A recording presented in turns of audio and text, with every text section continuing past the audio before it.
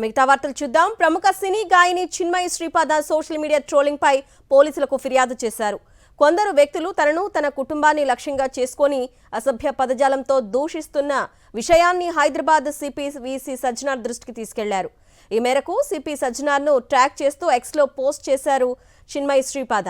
మంగళసూత్రానికి సంబంధించి చిన్మయి భర్త రాహుల్ రవీంద్రన్ చేసిన కామెంట్స్ పై ఓ యువకుడు అసభ్యంగా ట్రోల్ చేయడాన్ని పోలీసుల దృష్టికి తీసుకెళ్లారు. చిన్మయి ఫిర్యాదుపై హైదరాబాద్ సిపి సజ్జనార్ తక్షణమే స్పందించారు. ఈ విషయంపై వెంటనే చర్యలు చేపట్టాలంటూ సైబర్ క్రైమ్ పోలీసులను ఆదేశించారు.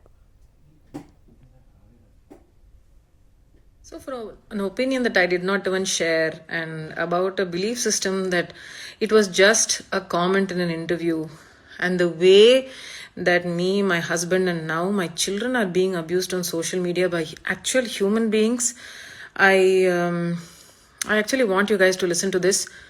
There is a reason why I say that incel culture is horrible, and some of the worst sort of human beings, I'm not going to say men, women, any of that, I'm just going to say the worst sort of human beings are there perpetrating and perpetuating violence on women. దయచేసి పిల్లలు, girls, and I know this is not all men, this is the section of men which is very loud, very ignorant, very violent and very abusive.